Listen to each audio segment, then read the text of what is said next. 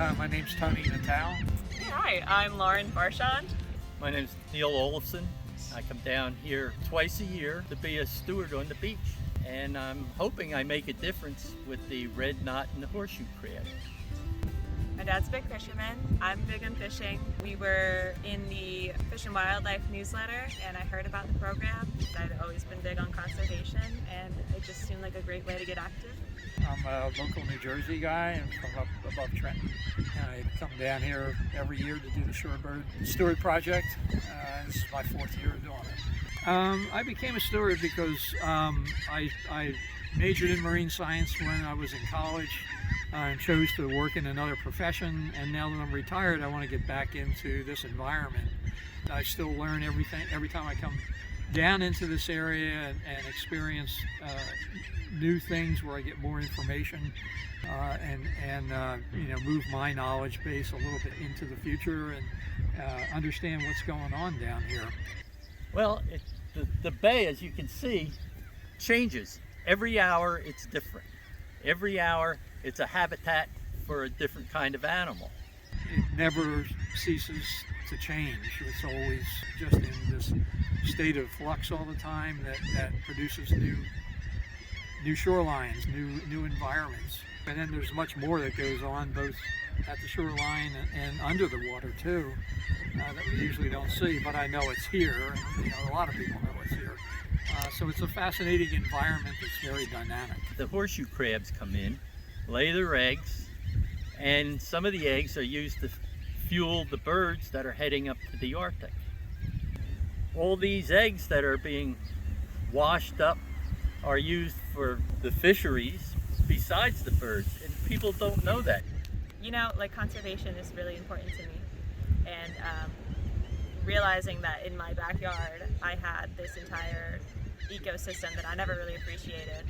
I've since become big on birding because it's just so much fun and there's so many things to learn. I think the primary positive effect of what we're doing is coming down here and being docents and talking to people and telling them about what's been going on here for millions of years. Each time I convey that, there's always amazement with people who hear it and learn about this interaction between the birds and the crabs.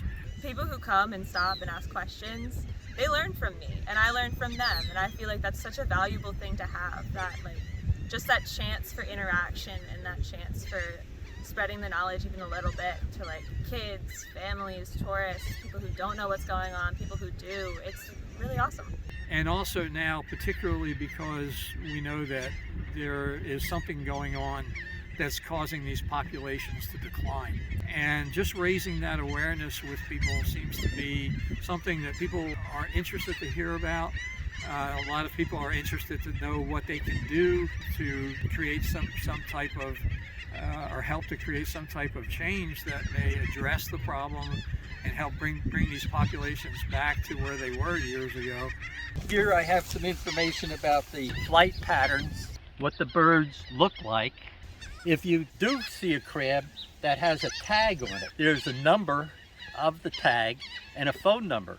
And if you call it in, what they did was they sent me a horseshoe crab pin.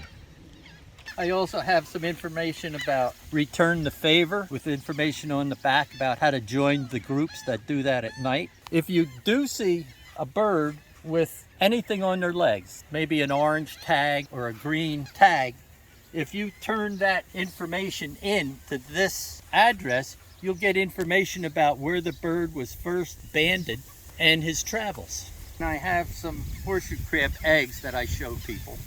People can see that the horseshoe crabs lay eggs, and they don't realize how many thousands of eggs they can lay in one season. A tremendous number of eggs. So I have a little display here showing progress of the eggs as they develop in 14 days, and a lot of information about just the crabs themselves. There's so many things to learn. Every single person who comes by has something to say, and it's really cool.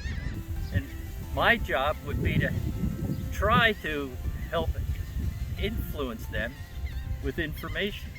Overall, I think it's this interaction with other people who come down and see this and are fascinated by it. And I'd like to be around it.